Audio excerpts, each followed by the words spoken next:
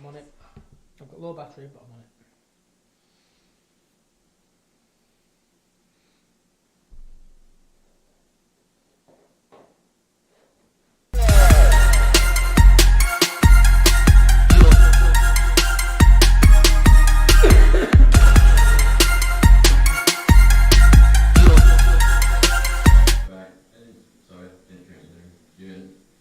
Hello and welcome to Behind the Whites in our brand new home. Look at it, not bad, is it? Hey, look at that. Look at that. Look at that. It's moving about, it's animated and everything. Well, it is. Is it? It looks green to me. Yeah, for us it's just green, but that is the wonders of modern technology. We are delighted to have welcomed Imagination Street as our sponsor to our podcast. Imagination Street is a fantastic new facility right here in Bolton, and it's offering state-of-the-art spaces for meetings, for training, for networking, and all sorts of events. And really, whatever your imagination can come up with, just like what we're doing right now. A few weeks ago, if you'd have said we'd have been in a mill, in this nice, snazzy new studio space doing this. We were sitting in the broom cupboard with the shirts on the little hangers. Exactly, yeah, we were in the broom cupboard at Bolton. We were ugly ducklings shirts. and we've grown into a swan. Exactly, I'm wearing it. I can wear the shirt again. Yeah. So luckily for you, that's not too light a green, because then I know, you've yeah, been part of the background. I didn't think of that. I could have just melded into what's kind of here behind me. But there you go, we love it. As you may have noticed, just me, Jim Bale, but Peter Johnson as well. No Chris Iders today. It's his dad's birthday, so happy birthday, John. Well, I assume that you're not spending your birthday watching the podcast that your son's not on tonight. I thought you were going to say, I assume you called John, like you just guessed. No, I know he's called John. Right. Happy birthday, John. Anyway, yes, John, I used to work with my mum actually. Ah, right, there you go. Many moons ago, so there you go, a little bit of inside baseball. Anyway, let's get on to a little bit of football before we get stuck into a little bit of the White. A big shout out to the coaches down at AFC, Brian, Danny and Chris. The under-12 Yellows are off to Amsterdam in the Holland Cup. So there you go, big shout out to you guys. I mean, absolutely amazing to be taking a bunch of under-12s to Amsterdam.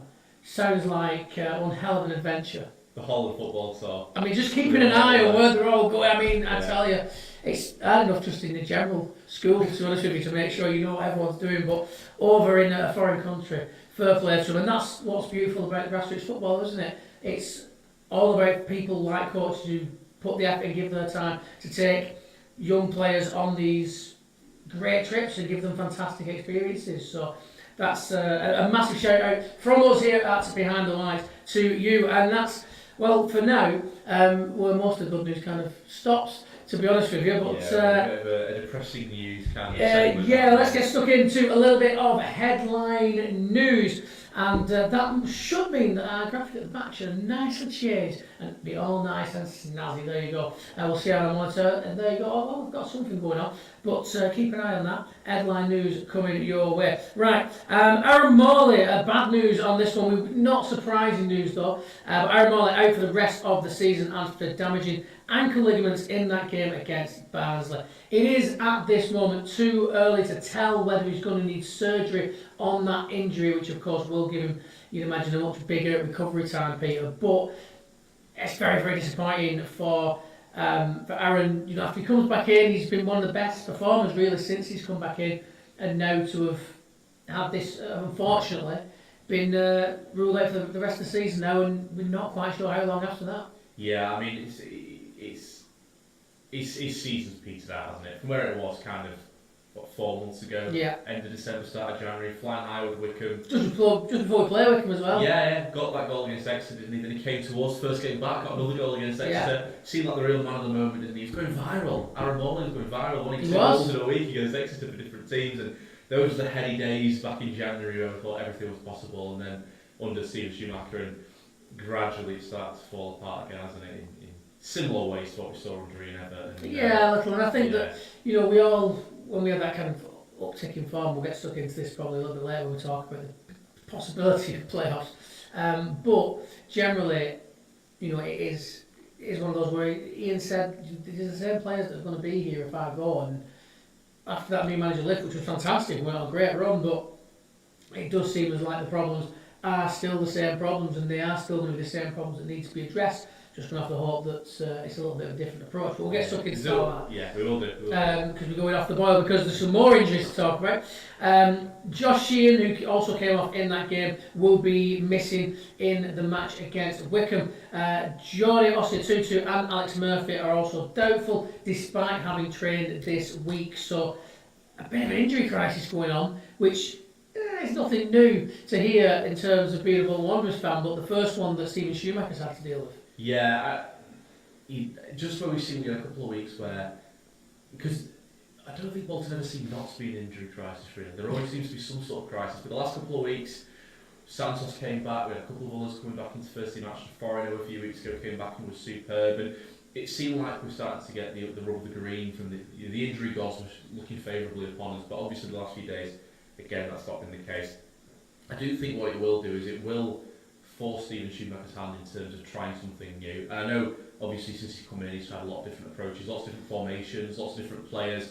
It's been a very multi-dimensional setup, hasn't it? Exactly. So, but I think, particularly in the case of Sheehan and Osei-Tutu, two players who were so brilliant at the start of the season. In the case of Sheehan last season, even when he was our Player of the Year, and both of them, for perhaps different reasons, have started to struggle and hit a bit of a dip in form recently. Sheehan has been, he's become the new kind of scapegoat, I suppose, in a lot of ways. When his bad performance gone in, or we give away a sloppy goal, people are tracing it back to some mistake by Josh Sheehan in the midfield. He's become a little bit of a scapegoat, I think, rightly or wrongly. Osei-Tutu again was a player who seemed like an absolute gem, and to be honest, I think still is. I think he's a quality player, but obviously in a similar sort of way to Sheehan, the last 3 or 4 weeks or so, his form has started to dip a little bit. I'd say possibly his confidence as well. He's not quite the untouchable player that he was when he came in. When everything was going wrong around him kind of earlier in the season, Osei-Tutu and Sean players like that, because they were new players and they were getting stuck in, maybe got a little bit of a free pass, but I think even that starts to catch up with them now. I think because we've had basically an entire season, we've had that bounce and now we're tailing off again. There's no hiding even for the new players who were quite impressed at the start of the season and maybe avoided a lot of that criticism first time round under Ian Ever, and maybe getting caught up in it now. Maybe. So we'll move onwards though, because more news to bring you away, and this one a little bit better.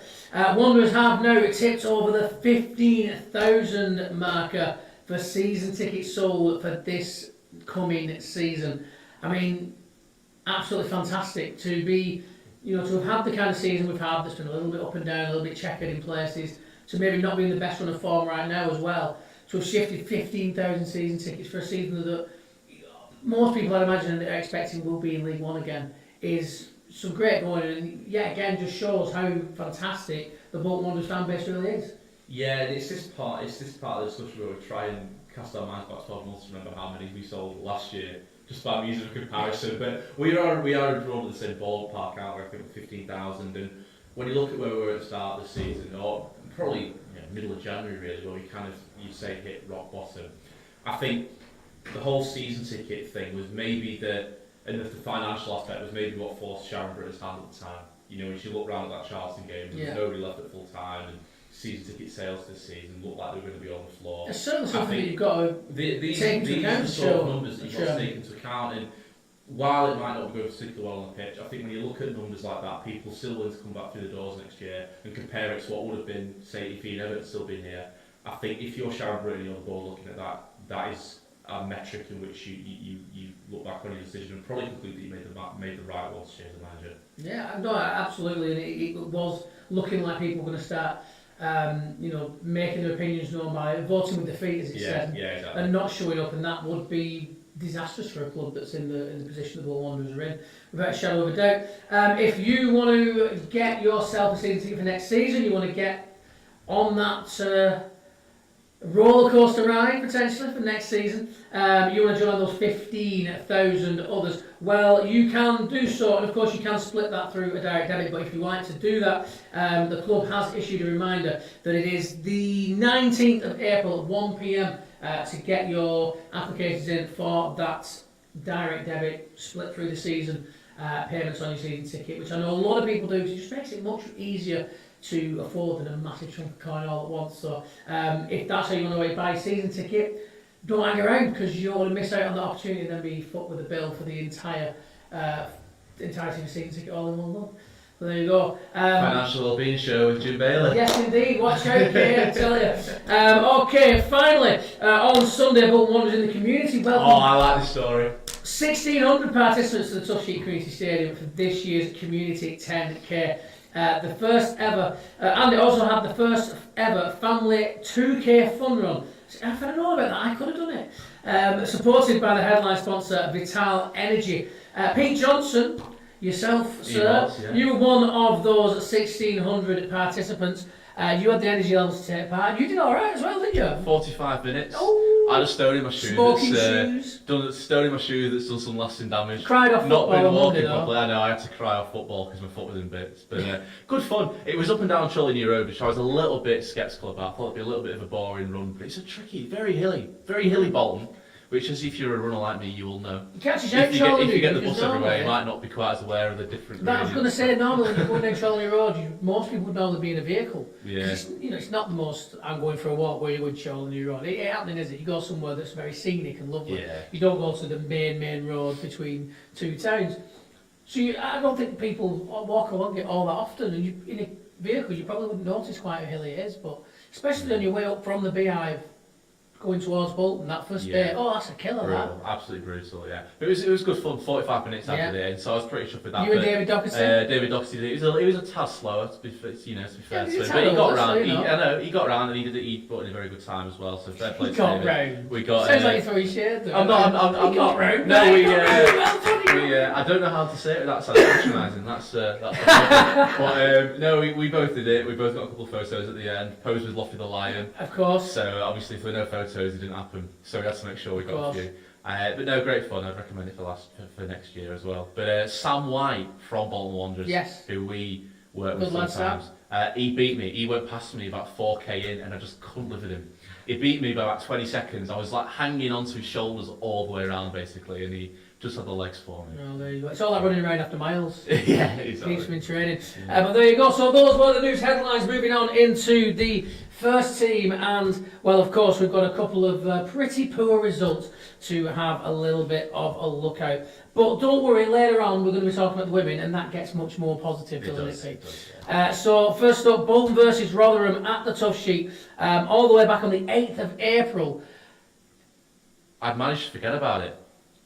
We've not won this game, let alone lost it. Shall we read through some of these statistics? Oh. 36 shots to 5, 71% possession, 561 passes, 251. A pass accuracy 21% higher than theirs, 12 corners to their 2, and they won 1-0. We've been football managers. We have been. We have been football managers. That's what you'd call it if you were playing football manager. It'd be just what a disgrace. How have we managed to lose that game? You'd be everybody been training on Monday. Fuming, absolutely fuming. PC's gone for less, I tell you. That, but if that was how it felt on the day, it was just banging on the door, and we just couldn't get the ball in the net. And I think a big element that we've gone through some of them stats, and there's one that you left out there, Pete, which I think kind of illustrates part of the problem. 36 shots we've had. Only 7 shots on target. The reason I didn't mention that is it didn't sound particularly impressive. Well, but yeah. that again, is your point, isn't it? Yeah. But that's the point. Yeah. If you're only 36 shots and you've only managed to get 7 of them on target, now granted, in a lot of games, if a team gets 7 shots on target, that's a pretty good amount of shots on target in a game. But if you've had 36 shots and you've only managed to get 7 on target, that's not a good return for me. No, not at all. But I mean, and that exemplifies why we didn't. Well, in fairness, of the 7 that were on target, 3 of them the keepers pulled out absolute worldy saves. Yeah, McAtee's gone around the keeper and hit the post. Yeah, cursed day, just a cursed day. It's one of those days where you do look at it to an extent and you think, what more could we have done? No. I mean, because Stephen Schumacher said after, didn't it? It was our 5th defeat in the league. Obviously, that's now 6. Some of the quality that we know John McAtee has gone round the goalkeeper and somehow managed to still hit the post. I know, and Stephen Schumacher said, didn't he, 5th league defeat under him at the time, and he said that we played well in all of them, and they all could have been draws or wins one of the days. Yeah. And it was hard to disagree with that, and I think that Rotherham game was obviously kind of the pinnacle of that the worse we play, or the better we play, the worse results seem to be. Well, yeah, because for a long time. The 2 games previous to that, we'd not played very well, but managed to come out with positive results. Yeah, Wigan and Bristol Rovers kept clean sheets in both of those as well, without really looking particularly good at either end of the pitch. 2 1-0 wins. That Rotherham one was the best we played, you would argue, to an extent, under Stephen Schumacher. Lost 1-0. Explain that one. And then what happened on Saturday, where we did play well and we didn't win. It was the first sign that two things had kind of married up under Stephen Schumacher: performance and result. Yeah, I mean, we've always had one without the other: good performance, bad result, bad performance, good result. But that was just straight out terrible performance. It was, and we'll get stuck into that in just a moment. But yeah, Rotherham, they didn't have many opportunities, but the opportunities they had, they made the most of. They took one of them. Nombe getting that goal in the 11th minute, and to have that long to kind of get back into the game and playing the way we were playing and making the opportunities we were creating just so frustrating. And you can absolutely understand why Stephen Schumacher would be furious about it. It is one of those, like I say, where you look at it and you, to an extent, you do think, what more could they have done? And I think it's performances like that where back in the day Ian Evatt would have been lambasted if we'd lost that. But you look at how we played, you look at the chances we created. Schumacher can't put the ball in the net for him. The way they were playing, tactically spot on. It was just in front of goal, and it goes back to that quote you mentioned before, the Ian Evatt quote that looked like it had aged like milk about you can change me, the players still be here. And then we went 7 unbeaten, and it looked like that quote had aged terribly. Fast forward another few weeks, and you've got to say it was right. Yeah, but actually, but if you weigh up on the scope of the entire season so far, if you look at the player, if you look at that group of players and whatever was going on before the manager change, it wasn't just that we were absolutely terrible every week. It was that we were horrendously inconsistent. Yeah. And I suppose he has been proved right, because the set of players now, they've gone on that bad run and won 7 in a row, and then looked pants for a few games and scraped a couple of results and got some rubbish results as well, and now are in a run of looking just kind of uninspired now, and just like we're kind of waiting for the end of the season to come. Yeah, and like at the time when Evatt left, I was a little bit disappointed because I loved watching Bolton Wanderers for a long time, but it was the right decision made. Yeah. Just about, I think. I loved watching Bolton Wanderers under Ian Evatt until roughly around, not long past this point last year. Yeah. So my point being that I agreed with the decision to get rid of him at the time, but I think now when you look at certainly the bad run of Stephen Schumacher recently, I think it was quite favourable for Ian Evatt as well. Because people are looking at all these results last few weeks, the loss against Rotherham, the capitulation against Barnsley, some of the other terrible performances, and a lot of people tweet into us and say it's like watching Bolton under Evatt. But nobody's blaming Schumacher, are they? So the very Ian Evatt era performances, but nobody's blaming Stephen Schumacher. I think people are starting to see now, going back to the Ian Evatt quote, that the players have to take a lot of responsibility, and I think it has taken Ian Evatt losing his job. People really start to notice that. Back in the day, when Coyle used to say, when he was the manager, when things didn't go his way, or when we were having a bad run, he said when the players cross that white line, it's down to them. There's only so much I can do, and I think that there's definitely a big truth in that. However, I think that some of the reason why Stephen Schumacher has escaped the same kind of criticisms, even though the performances of late haven't been that much different, is because it isn't his team that he's recruited, it's the team that Ian Evatt recruited. And it's one thing to turn around, or to be able to turn around and say, well, it's the players. When you've just come into a club and you've not been able to bring anyone in yet, it's completely different from turning around and saying, well, it's the players. It's like, yeah, but you brought the players in, so it's still you. Yeah. And so I get why maybe Stephen Schumacher gets a bit more gets a bit more freedom in terms of being able to get away with that, because he's not really getting away with it. It's true, he's not built that team yet, but I think if this time next year we're in the exact same position and he has had the opportunity, 2 windows to bring people in, I don't think people are going to be giving him that same kind of leeway. No, I do agree with that, to be fair. I wouldn't for a second blame Stephen Schumacher for say that Rotherham defeat, for example. No, I don't think you blame any manager for a defeat like that. No, but I think Ian Evatt was getting stick when the players didn't turn up, and Stephen Schumacher isn't getting the same amount of stick when the players don't turn up. And you're right, it's because obviously Ian Evatt recruited them. But I do think people are starting to realise just how much of a factor the players are in this. We've seen a number of different tactical setups now. Granted, maybe they're not tactical setups that these sorts of players were recruited to play in. That's another factor you've got to bear in mind. But look at Josh Sheehan, for example. Absolutely, Bolton fans, we've worshipped his feet for years. Very, very good footballer, but even he's not been able to escape criticism recently. No, but there shouldn't be Xavi Sean players who were, But there shouldn't be players that escape criticism when they play poorly. It's one thing to say, well, such and such a player isn't playing well, he's usually really good. Actually, sometimes players aren't playing that badly, but because you're so used to them playing to a certain standard, when they don't, they do get a bit of criticism. I think as long as it's warranted and then it's fair, and as long as obviously it doesn't go too far and become abusive and yada yada yada. But I think generally footballers understand that they're in the business where they are going to get criticism if the performances aren't what is expected from them. It's one thing to be criticising a player when he goes out there and puts 100% in, but he's just not good enough for that level. That's one thing. There's nothing you can really do about that. But when there's a player and you've seen how good they can be and they're not producing that, then it's a different matter. I think that's part of what we've had recently. I think that there's, we've seen better performances from those players, but it is a bit of a strange middle ground at the moment with the new manager and all of that. So, yeah, I think there is a bit of leeway, but I think it's fair leeway because it's not his team and he hasn't had the opportunity to really affect the playing side of things. Now, a couple of minutes ago, you mentioned Owen Coyle and what he said about players crossing the white line and having to take responsibility. Players cross the white line. I just want to ask you, off the top of your head, if you can remember what happened 14 years ago today, Bolton Wanderers related. 14 years ago. What are we on? 17th of April 2011.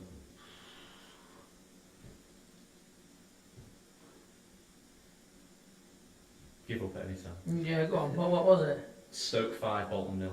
Oh, I'm glad I didn't remember that. I was at that game as well. If we're talking about players not turning up, then I wish I hadn't turned up. Where to Wembley in a minibus. Back again. What a day. What a horrible day. We kept our Christmas tree up actually in our house. Until that year we decided that until Wanderers got knocked out of the FA Cup we were going to keep the Christmas tree up. We expected it to be down before Christmas, to be honest with you. But I don't even think that's possible. I don't think the third round is before Christmas. But we thought third, fourth round it'd be down. And it got to April and people would walk past our house and look through the window and be like, neighbours would be like, why are your Christmas decorations stuck? Well, Wanderers still in the cup. And until Wanderers come out of the cup, they're not coming down. And people would just accept that as being completely normal. So there you go. So it's 14 years today since your Christmas tree came down. Yes, on that particular one. Really, we probably should have kept it for the rest of the year after we'd crossed 12th night, but whatever. But it looked like there's bad. But to be fair, I think that bad luck transferred to Wanderers because since then, that was basically the start of everything going downhill, wasn't it, that game? So there you go. How many years ago today? 14. 14 years ago today, the decline of Bolton Wanderers truly did begin. But we're on the way back up now. Slowly but surely, we are on the way back up. It took us, 10 years to reach the bottom? Yeah. So we're 4 years into the 10. Give it another 6 now on the way up. We'll be 6 years, Premier League. Don't you worry about it. There you go. Don't put any money on it and say that it was me, because if you lose, I'm not having that responsibility. Sound enough logic, though. Yeah. Absolutely. Before we move on to Barnsley, we've not actually had a look at the live to see if there's any comments jumping on there. Oh, I've just gone off our live and gone on to somebody else's live. Oh, Danny's been in touch. Danny says, we ain't getting playoff scrap this season, fresh starts next. Yeah, I can't really argue with you there, Dan. A wild Danny Rowe popping up in the comments. He just pops up. He's never here, but he just pops up. But, yeah, we're going to have a little talk on the playoffs in a second. So, yeah, you might well be right there, Danny. But we'll move on to that one in a moment. That's all we've got on the TikTok. A little bit quiet in these Easter holidays. But there you go. So onwards we go to, an even worse game to talk about, to be honest with you. So we'll not spend too long, I don't think, talking about this Barnsley game. Then we'll get stuck into a bit of playoff chat. But yeah, Barnsley 4, Bolton 1. Goals from Russell, 2 from Russell, 15th and 86th minute. Jarry getting the other 2 goals, 25th minute and the 71st minute. Aaron Collins in the 74th getting Wanderers' only goal. Where do we start with this? I mean, my only note that I've actually put about the game itself, for the other game I've said, we've got FM'd, don't know how we've lost, we've got all the stats there. For this game I've literally just written rubbish. I've got one positive stat for you if we find it. It was that Aaron Collins has now reached 100 career goals. Oh. And if you go back to 100 up for Aaron Collins, well done to him. If you go back to the start of 2020-21 season, so going back, 4.5 seasons now, he has the 6th most goal involvements in the top 4 divisions of English football. Oh, fair enough. After Salah, Son, Alfie May, Ollie Watkins, Dominic Solanke, you've then got a wild Aaron Collins. Well, there you go. I mean, that's not a bad list to be in. One above Erling Braut Haaland. Better than Erling Haaland, Aaron Collins. There's a T-shirt. But honestly, I think that it does show how useful Aaron Collins is, and it's his goal involvements as well. And obviously, they weren't all for us.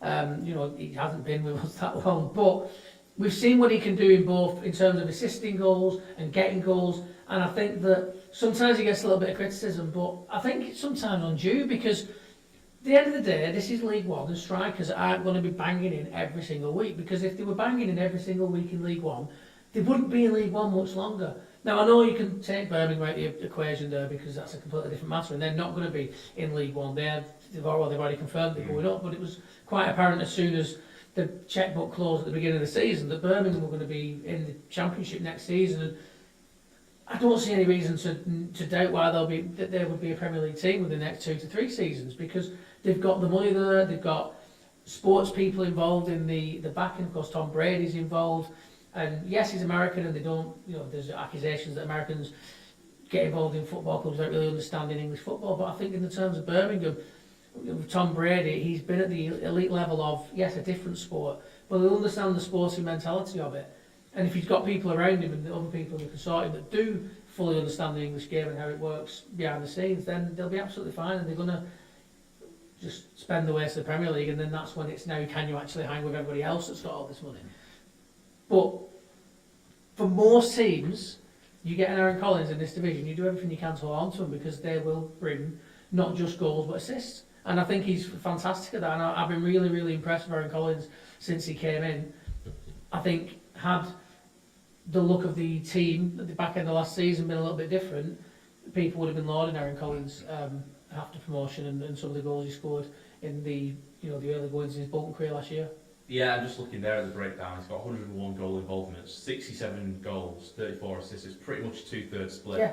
He is a goal scorer. But he can cross the ball like a demon. Exactly. So, and they're actually, like you say, they're really, really positive. He's Brown David Beckham, this lad, crossing the ball like that. Numbers like that, kind of 2 goals for every 1 assist, and to be that prolific as well over 4.5 years, it's just shy of 20 goal involvements a season, that, isn't it? Which, like you say, obviously kind of League One level, but it's all relative. Yeah. In League One, to have a player getting 20 goal involvements a season, you might need a handful of them to be really competitive at this level. But he's one.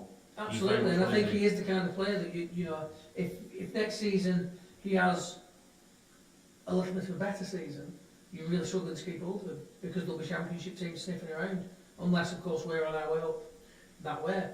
I mean, granted, I'm saying that we're not. I know technically we are not out of the race this season to be in the Championship next season. We are still very much realistically, mathematically, in with a shout of being that 6th team and being in the lottery of the playoffs. Do you think we can do that, Peter? Do you think it will happen? Obviously, we know it's possible, but how? A percentage basis. Let's say can we and will we are 2 very different questions. Exactly. So with 2 very different answers, because can we? If you were going to give it a percentage chance of happening, what would you give it? Realistically, not mathematically, realistically. Realistically, about 5. Yeah, I'm thinking low. I can't see it. It's like I said, that it could happen. Yeah. But I just do not think it will. And a few weeks ago, when we were on that run, we were talking, hey, we might sneak it. There's the outside chance of sneaking automatic. But then there's sneaking into the playoffs, and then there's sneaking through the playoffs as well, which you've got to factor in. And we saw it done last season. It can be done, and that's why I'm giving it a generous 5% likelihood. But there's no part of me expecting it. No, I mean, look, if you, how do you think? Obviously, Danny Rose says we've got no chance of getting into the playoffs. So if anyone else wants to let us know what you think we're going to do, just give us a shout on there. I can't see it personally. No. I just can't see it, and I think we just, in the run of form we're in, we'd look uninspired, we look like we don't know quite what to do next. Not in terms of and I don't think that's necessarily like the manager's like, oh no, he's not good enough because he doesn't know what to do next. I just think that the players look a little bit burnt out. I think when we're on the pitch against teams that play that low block against us and we're struggling to break through, I think we look complacent at times, just holding the ball and waiting for the opportunity. I know you've got to, and I know you've got to be patient in those games, but there's times where it just looks like we're expecting that chance to come, and obviously we found out a couple of games ago it doesn't always come.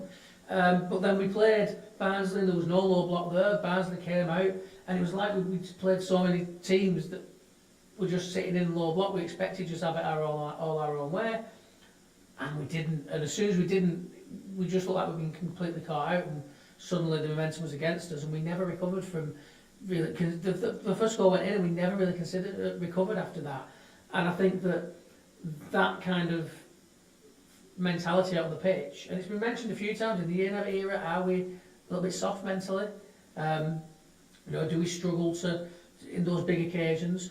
And I think again, towards the back end of this season, well, in that game, but in the back end of this season, when things have started to go against us, we either rally and completely turn it around, or we just fall apart. There doesn't seem to be just a middling. We either respond quickly and the reaction comes, or it just gets worse. Yeah, I think the momentum word is crucial, isn't it? Because even within that Barnsley game, talk about momentum there, but I think bigger picture as well. It's something we've mentioned before on Wanderers Live. Wins breed wins, defeats breed defeats, and we've seen both already in such a short time. Under Stephen Schumacher, we went 7 unbeaten, and then we've lost 5 of our last 7, and those sorts of results are kind of self-perpetuating, and we are in a bit of a downward spiral at the minute. And the thing is, if we win our last 4 games, which granted looks unlikely, but we win our last 4 games, including beating Wycombe. But that's just an inconsistency. We sneak in 6th place, and this is why it is all hypothetical. But if we now went on a game where we won 7 games in a row again? Exactly. I mean, if we went on a run of games now where we won 7 in a row again under Schumacher, like we did when he first came in, we'd be in the Championship. Yeah. Because we've won the last 4 games of the season, both semis and the final. I mean, it is all hypothetical. So that's where that little twinkle of hope, that little. It's absolute fact that if we win our last 4 league games and sneak in 6th place, we're going to think we've got a chance to play. Of course we are. Say us, Huddersfield, Charlton, Leyton Orient, we all lose and we draw and we stuff through these last 4 games, and we somehow sneak into 4th. You won't give us a chance because it's all about the momentum, isn't it? It's all about the confidence. And if you're going to get in 6th, we were disappointed with 3rd last year. Oxford were buzzing with 5th. Yeah. And then you see what happens. It's that exact sort of thing. So I wouldn't rule it out. If we win our last 4 and get into 6th, you know for a fact that I can hear in your voice now the excitement's building. We have a little bit of confidence. You're starting to believe it's just because you're not talking about it. It's just, in this moment, it's just impossible to even contemplate that ever happening. Yeah, because what you see out there on the pitch, and what we've seen these past few games has not been a team that I think challenges for the playoffs. I think it does need some real, honest-to-God overhaul in certain areas of the field. We've mentioned many times, I think we need a more gritty midfielder, someone a bit nastier that's going to come in and just boot people about, as horrible as it sounds. And I hate it when teams have players that come and do that to us, but I think you need a bit of nasty in this division, and I think that we lack that. I think there's other areas where we can benefit from that. I'm sure we'll talk long and hard in the close season once it comes about what we think Bolton need going into the new season, the comings, the goings, who's on the way, who we're going to lose that we might not want to lose. There's lots of possibilities there, but I think the season, I can't get over the fact at this moment that I feel the season ends. Yeah, no, I agree. With the end of the regular season, and then it's a matter of let's now rebuild for next season. The thing that I'm interested to see is where Stephen Schumacher chooses to operate first, because but to what extent is it going to be Stephen Schumacher? Because he isn't the manager, is he? He's the head coach. What we assume he's going to have some involvement. I think realistically, I think it's silly to not have involvement from the man that's going to be coaching and doing the tactics with these players, to look at that squad and say, well, this is what I think I need. But to what extent is he involved in the recruitment? We don't know.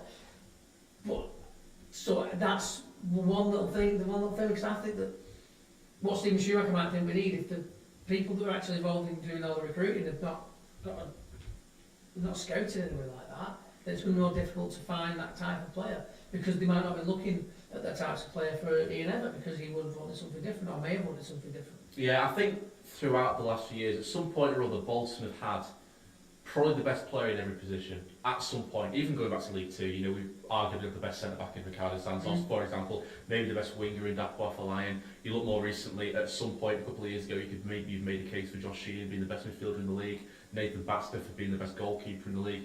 At times, throughout the last few years, you've been able to make a case that Bolton have had, at least in some area of the pitch, the strongest players at this level. But I just don't think you can make that case in any position anymore. Other teams have strengthened. I think our players, even the same players, I think maybe have dipped a little bit. So, whereas once upon a time you could look and you might think central midfield, that's fine, or goalkeeper, that's fine. I don't think anyone's safe at the minute. I think you look at the status of that squad at the moment, you compare it to other squads in the up and down League One. I don't think anybody's place in that squad really is here. Obviously, realistically, the likes of Aaron Collins are still going to be there and should still be there. Yeah. But There will be. barring a couple, pretty much everybody in that squad, I think, has an uncertain future, because it's hard to make a truly compelling case, I think, for any of them. If the right money comes in, I think it's just, you know, at this level is a huge factor, but I think it is very difficult to make an absolutely watertight, compelling case for anybody, apart from probably Aaron Collins being completely untouchable. Yeah, it's a very good point. We'll get stuck into that more and more as this season does roll on to a close. As for the men, next up it is going to be a Wickham. What are we making of that one? It's tomorrow, in fact. It is. It's a decisive one, isn't it? Because if you win that, we start believing, don't we? Again, because such is the playoff race. We're only 3 points off 6th place, and with 4 games to go, 3 points can go like that. If one team drops points, there's another 3 teams there who can pounce. So you can get a lot done in 4 games. Are you expecting us to get on though tomorrow against Wickham? It's going to be a tough game, isn't it? I think we will learn a lot. We talk about consistency, but I think mentality-wise we'll learn a lot. If we go out there and deliver a solid kind of 7 or 8 out of 10 performance, get a result against Wickham, probably need to be more than a 7 or 8 out of 10 performance against them, to be honest, because they're chasing automatics, aren't they? And we get a result, I think that bodes very, very well, and we can maybe start thinking about potentially sneaking into 6th again. I think don't get a result tomorrow, don't get the 3 points, I think it's probably gone. Lots of players missing though. Lots of players missing, but to me, as I said before, that just means we're going to have to do something a bit different. Yeah. And as we've seen with Steven Schumacher so far, he's tried so many different things. As many of them have worked as haven't worked. Yeah. So if we try something different tomorrow, I'd say no real skin off his back, is it? No, I'd say if we try something different tomorrow, because we're forced to, I'd say there's as good as a 50% chance that it either works or it doesn't, because that seems to have been the situation with Schumacher so far. The amount of tactical changes, formations, different kind of ideas he's tried, I think they've succeeded and failed in pretty much equal measure. Yeah, fair enough. And we'll draw an article line with the fellas for now with that one. But we do have some ladies football to talk about. That's right, Bolton Wanderers women. They had a double header against Accrington Stanley, and both games absolutely huge. First up, down in Leyland at the Lancashire FA headquarters, the ladies took on Accrington in the FA Lancashire Challenger Cup final. And well, that one was quite a spectacular night, wasn't it, Pete? We were down there covering that game for Bolton FM, and Pete was even on commentary for the game. It went fairly well, didn't it? It wasn't too bad, was it? A week ago already, where has the time gone? We were up in Leyland. Of course, it was a Thursday night, and that's why we weren't with you last week. Exactly, that's our excuse. Covering that game. We were doing something legitimate. Yes. We were doing Bolton Wanderers football related stuff. Yes. While we weren't here. But yeah, 5-1 victory, emphatic, with a capital E. Absolutely. Stunning performance. Faye Knox as well. If you've not seen them win, by the way, because I hadn't seen them in the flesh until recently, they are truly phenomenal. I mean, for the level that they're at as well, 6th tier, isn't it? Yeah. Unbelievable. I was shocked. Really, I really good was. stuff. For 6th tier, I think to see that quality on display, men's or women's, that kind of technical ability, because it was very technical. They got the ball down on the floor and they played. It wasn't kind of hoofball. It wasn't it wasn't Sunday league kind of. It was very get the ball down the deck and play, and they did that phenomenally well for 90 minutes. Faye Knox's goals, just again, absolute quality. The best hat trick you'll ever see. Really, really good. Faye Knox got a hat trick. Lily Barnes and Grace Grundy with the other goals in that game. And as we say, fantastic goals from Faye Knox. She certainly knows where the owl sleeps, as Highland confidently broadcast across the Globe, because it was of course also covered on Bolton TV as well. But we live did streamed. fact check it. We did search to see if that was an actual phrase. It is a real Turns out phrase. It is a real phrase. Fair play to Haaland. It is granted it's a Brazilian phrase, but still, there you go. Well educated in world football is Haaland, so it's no surprise that he knows the lingo from down in Buenos Aires, or that's Argentina, isn't it? It is. I don't have a the, good try though. I don't have the geography knowledge, so there you go. But no, it was a fantastic night. Got to speak to Miles afterwards as well, and he was absolutely over the moon.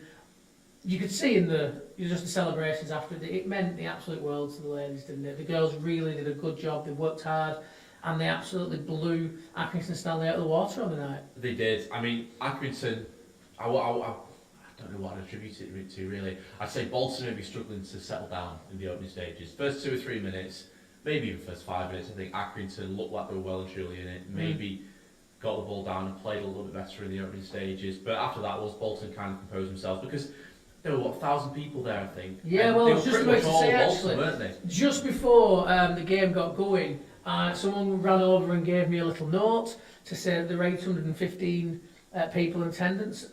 At the end of the game, I was told that it was over 1,000, and with a few latecomers coming in. So, like another 200 people after I was given that note. That was what we went on air, 20 minutes before kick-off?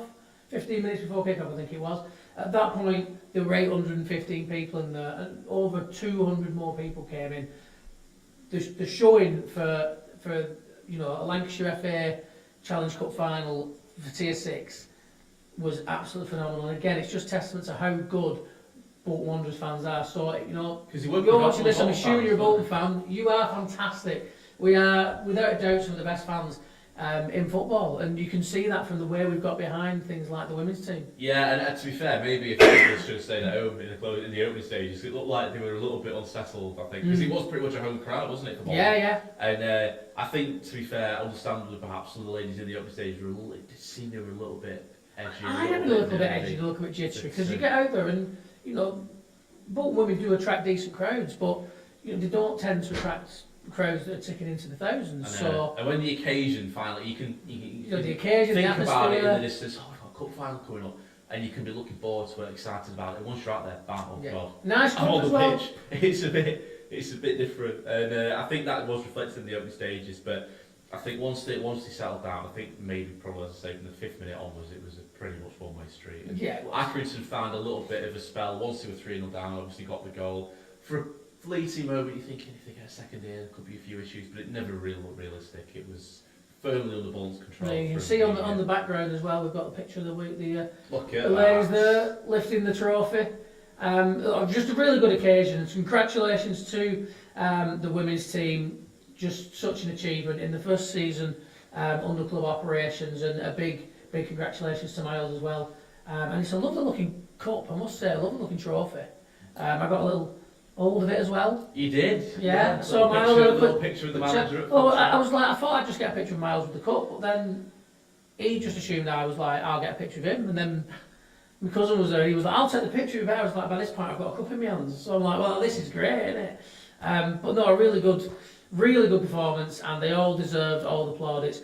And then, of course, they rolled into the second game against Accrington Stanley, knowing that a win against Accrington in the second game would give them the league championship. Fell just short, 1 goal apiece in that game, and as far apart in terms of a spectacle from one game to the other as you could imagine. This one, a much tighter game, of course, 1 goal apiece, but more open in terms of end-to-end chances for both sides. Accrington, actually really having a go and getting stuck into Bolton a little bit more, and it wasn't the same kind of encounter that we saw in Leyland, and thankfully Wanderers didn't concede any more goals, and they did manage to get out of that with the point.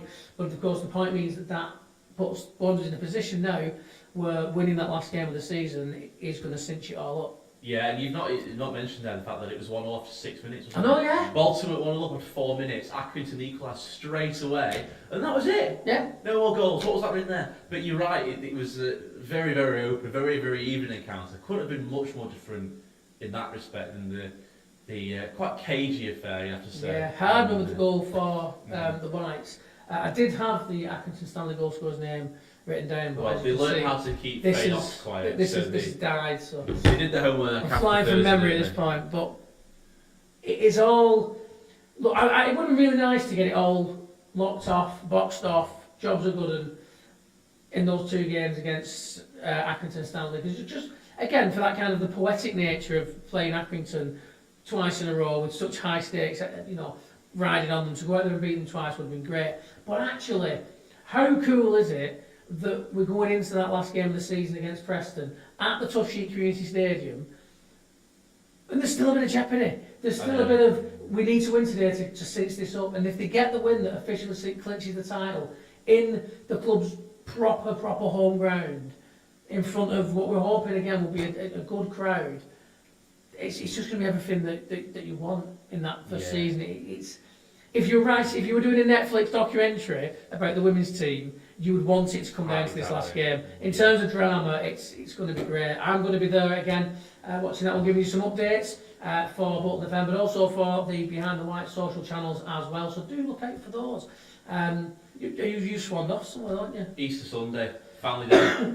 I think that's a reasonable excuse, but I'm afraid I won't be there. But I did see earlier in the week, I think going back as far as Monday, I think 1,700 people or thereabouts had already bought tickets. We're now 3 days further on now. Still another 3 days to the game, mind. So, and considering that we've got an extra 200 people in 15 minutes before the final, who knows how many are going to be there? £3 tickets if you're over 18, free, completely free if you're under 18. So if you're looking for something to do on Easter Sunday, the only downside of it being Easter Sunday is public transport ain't great. No. Thankfully, I'm within walking distance of the ground, so I can just walk there, walk back. It's not a major problem. But if you are the other side of Bolton or even further afield, of course we are on YouTube and TikTok, so you can get this all over, Gaff. If you're in Texas, well, actually, they probably won't be affected by the Easter Sunday, but flames will still be fine. But generally in the area, the buses are they even running at all on Easter Sunday? They are, because the trains are all cancelled. A lot of bus replacements. So you can't even go to Porridge Parkway. Can't even get the train to Fantastic. So get hitchhiking or get walking now, and maybe you'll be there for Sunday. Especially if you come from Texas, you'll definitely have to. You probably should have set off last week if you're walking. To be fair, but it's going to be an absolutely cracking occasion. I'm absolutely sure of that. Hopefully they can get those last 3 points. Last time they played Preston, I was at that game and they did manage to get the job done. Preston very difficult to break down, so I'm not expecting it to be an easy game for the girls, but they've shown they can do it before, and if they play anyone near like they played in that final, they should be blowing Preston away and bringing another trophy home and making it a double in that inaugural season under club operations. Yeah, I mean, played 21 in the league so far, won 19, they're on to, numbers wise, you'd expect percentages, play the percentages game, you'd expect to win, wouldn't you, really? Yeah. Given the previous against Preston, again, knocked them out of the cup, didn't they, in the semi-final? The cup that they've now won, they beat Preston in the semis 2-0, and they put up a fight, didn't they, Preston, to be fair? It went 70 minutes without Bolton scoring, something like that. So if that happens again, it will be a nervy day on Sunday, but I just think the size of the pitch will suit Bolton. When you're actually in a stadium like that, on a pitch like that, playing conditions as pristine as you could possibly wish for, I think that will suit them. I think when you get the ball on the ground and actually start playing, I don't think there's a better side at that level. Yeah, when the likes of Seals and the likes of Knox start knocking that around, I think there's Jess Lightfoot available for this one as well again now. So I think she is. I'm looking towards producer Mark.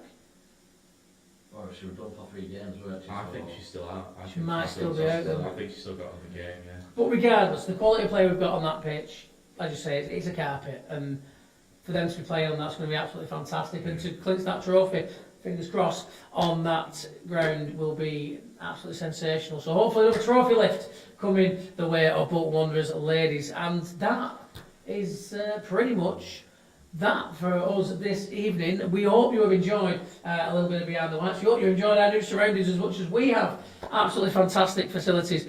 Once again, a big thank you to our sponsors, Imagination Street. Look them up online. If you are looking for an event space, for some training space, or anything like that, then do check them out. They are fantastic spaces. And the main bit, it's genuine, it's called Imagination Street. It's like an actual street, and all the training rooms and the spaces are behind these facades, are buildings. It's incredible, and it's well worth it just to come and have a gander around, to be honest with you. But great facility, we're loving it, so you will probably love it as well. That is all. Do follow us, of course, on our socials. They should be coming up on there at some point in the next few seconds, but get us on the YouTube, the TikTok, the Instagram, the Facebook. There you go, lovely stuff. We should be on Spotify as well, so you can have a listen if you can't watch, or if you if you don't like our faces, if you just think that we're really bad to look at, you can just listen as well. Or maybe you're driving or something like that, and you just think that 2 good-looking lads, or 3 when Chris is here, is just too much of a distraction when you're driving, so you listen to the audio version. That's fine as well. I prefer to think that that's the reason why people would listen rather than watch. Yes, but that's what we'll go with. That helps our egos that little bit more. But other than that, it's all to say is like, share, subscribe, comment, follow, tell your mates, your dogs, your cats, your friends, your family, everybody you know, or even people you don't, to get involved with a little bit of Behind the Whites. And as per usual, stay behind the whites.